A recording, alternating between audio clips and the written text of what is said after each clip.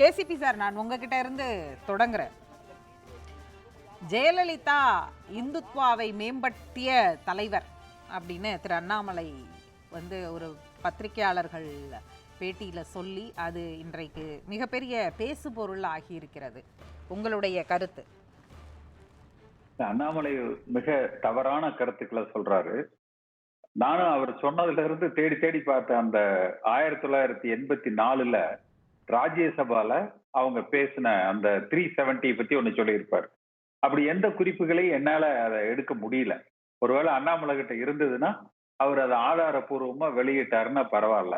ஏன்னா 77 ஜனதா கட்சி கூட இருந்தது. 80கள்ல தான் அந்த பிஜேபியே உருவாக்கப்படுது. அன்றைக்கு இருந்ததெல்லாம் ஜனசங்கம் தான். அந்த காலகட்டத்துல இந்த 370 பத்தி ஒரு பெரிய அளவுல கொள்கை ரீதியாக, சித்தாந்த ரீதியாக பாரதிய ஜனதா கட்சியே பேசல. அன்றைக்கெல்லாம் அப்படி ஒரு பெரிய அன்னைக்கு இந்திரா காந்தி அம்மா அவர்கள் இறந்து அந்த 84 அந்த நாடாளுமன்ற தேர்தல் என்பது தமிழ்நாடு சட்டமன்றத்தோடு சேர்த்து பார்க்கப்படுது. அன்றைக்கு புரட்சி தலைவர் எம்ஜிஆர் முதலமைச்சராக இருந்து அமெரிக்கால மருத்துவமனையில் இருக்கிறாரு. இந்திரா காந்தி அம்மா இறந்துடுறாங்க. அப்ப தேர்தல் நடக்குது. அப்ப இவர் சொல்லுகிற அந்த குறிப்புகள் எல்லாம் தெரியல. அதே போல 20 லட்சம் கையெழுத்துக்கள் எல்லா அதிமுக காரங்களும் கேட்கிறாங்க. எப்பங்க வாங்கினாங்க? நாங்கெல்லாம் போடலையே, எங்களுக்கு தெரியலையே என்று. அப்படி ஒரு சம்பவம் நடந்ததாகவே யாருக்கும் தெரியல. தேர்தலுக்கு பிறகு அதிமுக அவருடைய அந்த இந்துத்துவா என்கிற ரீதியில ஜெயலலிதா அம்மாவை இவர்கள் முன்னிலைப்படுத்துவதன் மூலமாக, ஏன்னா கடந்த 2 மாசத்துக்கு முன்னாடி அண்ணாமலை, இதே அண்ணாமலை தேர்தலுக்கு பிறகு, முடிவுகளுக்கு பிறகு அதிமுக காணாம போயிடும், அதிமுக அழிஞ்சு போயிடும்னாரு. ஜெயலலிதா அம்மாவை பற்றி சில தவறான விமர்சனங்களை வச்சாரு. அண்ணாவை பற்றி விமர்சனங்களை வைத்தார். ஆனா அந்த விமர்சனங்களுக்கு பிறகு அவர் களத்துக்கு செல்லுகிற பொழுது அதிமுகவுடைய வலிமையை அவர் உணர்ந்து கொண்டிருக்கிறார். அப்ப அந்த உணர்ந்து கொண்டிருக்கிற பொழுது அதிமுகவுடைய வாக்கு வங்கி தனக்கு தேவை என்பதை உணர்ந்து அந்த வாக்கு வங்கியை பிளக்க நினைக்கிறார். அதாவது இன்றைக்கு ஜெயலலிதா அம்மா அவர்கள் இருந்தவரை ஏதோ பாஜகவோடு இந்துத்துவா சித்தாந்தத்துல கிட்டத்தட்ட அவர் RSS உறுப்பினராகவே இருந்தார்னு மட்டும்தான் சொல்ல, இன்னொரு பேட்டியில் அதையும் சொல்லிடுவார்.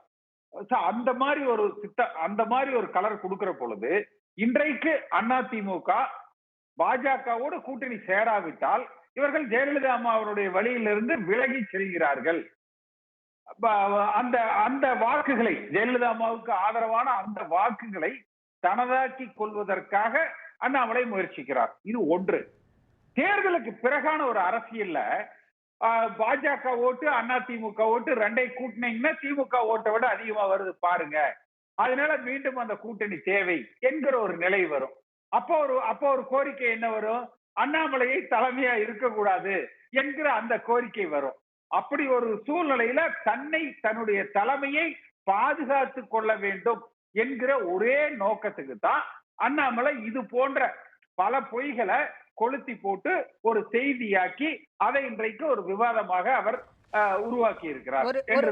மறைந்த முன்னாள் முதலமைச்சர் குறித்த விமர்சனம், மறைந்த முன்னாள் ஒரு கட்சியுடைய பொதுச் செயலாளராக நீண்ட நாட்கள், நீண்ட ஆண்டுகள் அந்த கட்சியை வழிநடத்தியவர் மீதான விமர்சனமாக மட்டுமே இதை பார்க்கிறதா, இல்ல அதிமுகங்கிற கட்சியுடைய கொள்கை, அந்த கொள்கை 2016க்கு அப்புறம் இந்துத்துவ கொள்கையிலேருந்து விலகிருச்சு அப்படின்னு ஒரு வார்த்தையை அவர் பயன்படுத்துகிறார். இந்த புள்ளிங்கிறது தமிழ்நாட்டில் இருந்த 2 அரசியல் கட்சிகளை இங்க என்ன சொல்றாங்க? திராவிட கட்சிகள் தான் ஆட்சியில் இருந்துச்சு, அதிமுக திமுக இந்த 2க்கும் தான் களம் அப்படின்னு சொல்லும் பொழுது இந்துத்துவ கொள்கையிலிருந்து விலகிருச்சுன்னு சொல்ற புள்ளி இந்த இடத்தில் ரொம்ப கூர்மையா பார்க்க வேண்டியதா இருக்கு. அதை எப்படி நீங்க பார்க்கிறீங்க? எந்த காலத்துல அதிமுக இந்துத்துவ கொள்கைகள்ல இருந்தது இன்றைக்கு விலகி விட்டது? என்றைக்குமே அதிமுக திராவிட கொள்கைகள்ல தான் இருந்தது. அதை புரட்சி தலைவர் எம்ஜிஆர் சட்டமன்றத்துல பதிவு செய்திருக்கிறார். பரிச்சேதமாக சில அந்த RSS பாஜக இந்துத்துவ சித்தாந்தங்களான அந்த கிராம தேவதைகளுக்கு ஆடு கோழி பலியிடக்கூடாது, அந்த கட்டாய மதமாற்ற தடை சட்டம், இதையெல்லாம் பரிச்சயத்தமாக சில முயற்சிகளை ஜெயலலிதா அம்மா 2002 செய்தார்.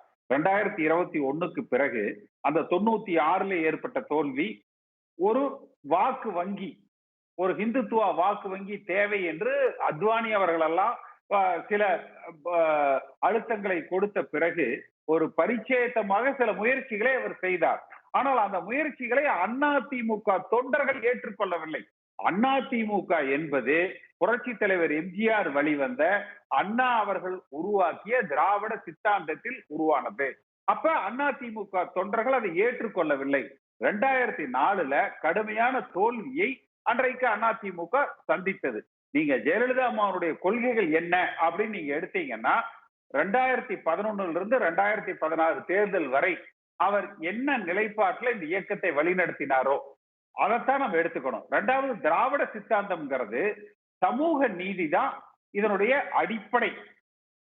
அந்த சமூக நீதி காத்த வீராங்கனை என்று பட்டம் கொடுக்கிற அளவுக்கு, அதை திராவிடர் கழகம் அந்த பட்டத்தை கொடுக்கிற அளவுக்கு 69% இட ஒதுக்கீட்டை சட்ட பாதுகாப்பு தேடி கொடுத்தவர் ஜெயலலிதா அம்மா. அது எங்கேயாவது இந்துத்துவ சித்தாந்தத்துல இருக்க என்ன? அவர் அப்படி கொடுக்கப்பட்ட பட்டத்தை, அந்த பாராட்டுதல்களை தான் மிகப்பெரிய அளவுல அவர் ஏற்றுக்கொண்டார்.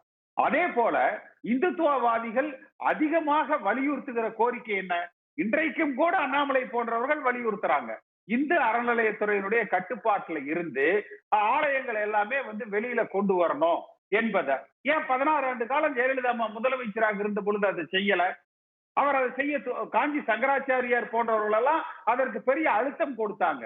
இன்னும் சொல்ல போனா காஞ்சி சங்கராச்சாரியார் மீது ஒரு குற்றச்சாட்டு வந்த பொழுது அவரை மீது வழக்கு பதிவு செய்து கைது செய்தார். அப்புறம் எப்படி அண்ணாமலை அவரை ஒரு இந்துத்துவவாதியாக சித்தரிக்கிறார் என்று தெரியல. அப்ப முழுக்க முழுக்க தன்னுடைய சுயநலத்திற்காக, வாக்கு வங்கி அரசியலுக்காக திராவிட சித்தாந்தத்தில் பயணிக்கிற அதிமுகவுக்கு ஒரு களங்கம் கற்பிக்கிறார் அண்ணாமலை என்றுதான் நம்ம பார்க்கணும்.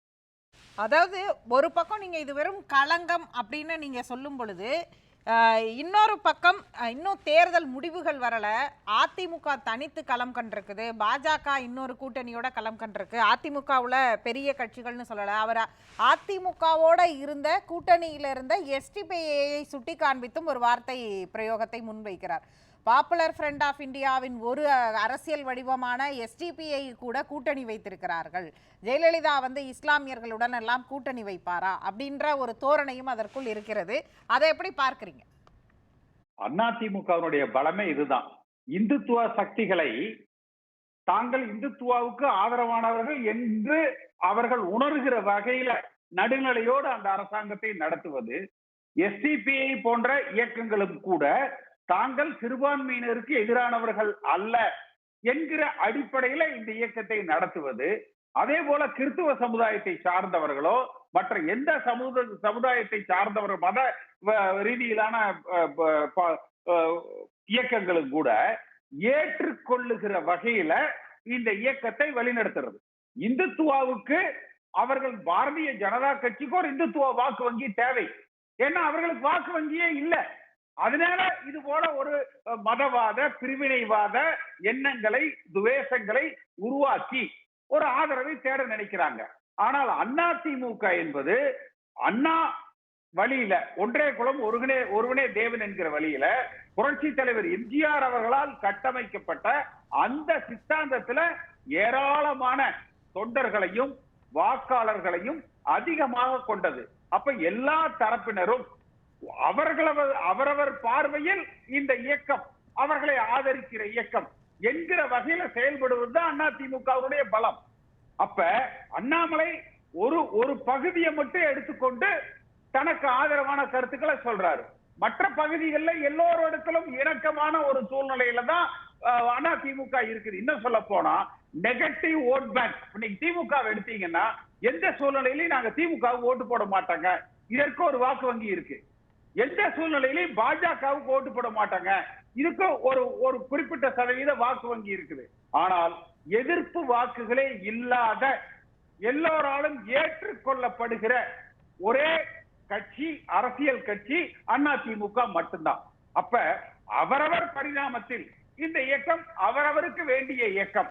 இந்த இயக்கம் அவர்களும் நீங்க ஒரு வார்த்தையை பயன்படுத்துறீங்க, அவருடைய தலைமையை தக்க வைக்க. அவருடைய தலைமையை தக்க வைக்க அதிமுகவுடைய முன்னாள் தலைமையை விமர்சிப்பது எப்படி அவரை தக்க வைத்துக் கொள்ள முடியும்? இல்ல விமர்சிக்கிறது எதுக்குன்னா, அதாவது அதிமுக பாஜக கூட்டணி தேர்தலுக்கு பிறகு ஒருவேளை சேர வேண்டும் என்று பாரதிய ஜனதா கட்சிக்குள்ள மிகப்பெரிய ஒரு அழுத்தம் அவருக்கு கொடுக்கப்படும். ஒரு உதாரணத்துக்கு திமுக ஒரு சதவீத வாக்கு வாங்குது, ஒரு குறிப்பிட்ட சதவீத வாக்குகள் வாங்குது. பாஜக வாக்குகளையும் அதிமுக வாக்குகளையும் கூட்டுனா அதை விட பல மடங்குகள் இருக்கிறது அல்லது அதிகமாக இருக்கிறது. அப்ப இந்த இரண்டு இயக்கங்களும் சேர்ந்திருந்தால், இந்த தேர்தலில் கூட்டணி அமைத்து போட்டியிட்டு இருந்தால், இந்த தேர்தலில் நாடாளுமன்ற தேர்தலில் நாம் 40 வென்றிருக்கலாம். இதை கெடுத்தவர் அண்ணாமலை. அவரை தலைமை பதவியிலிருந்து மாற்றிவிட்டு அதிமுகவோடு இணக்கமாக பயணிக்கிறவர்களை தலைவராக நியமிக்க வேண்டும் என்கிற அழுத்தம். அப்படி பார்த்தால் டாக்டர் தமிழிசையும் சொல்றாங்கல்ல, அவங்களும் இதையே தான் வலியுறுத்துறாங்க. பாஜகவுல இருக்கிற எல்லா தலைவர்களும் இதை சொல்றாங்களே. அதாவது அண்ணாமலை அளவுக்கு தமிழிசை அவர்கள் ஒரு குறுக்கட்டா இந்த மாதிரியான அந்த சூட்சமங்களோடு அவங்க அரசியல் செய்யல. அண்ணாமலை என்னதான் இருந்தாலும் ஒரு ஐபிஎஸ் அதிகாரி இல்லையா, அவருக்குள்ள ஒரு போலீஸ் மூளை இருக்குல்ல. அப்ப அந்த எதிர்காலத்தை கணித்து தன்னை தக்க வைத்துக் கொள்வதற்கு உண்டான முன்னெச்சரிக்கை நடவடிக்கையாகத்தான் அண்ணாமலை இந்த கருத்துக்களை பேசியிருக்கிறார் என்றுதான் நான் பார்க்கிறேன். இந்த சூட்சமங்கள்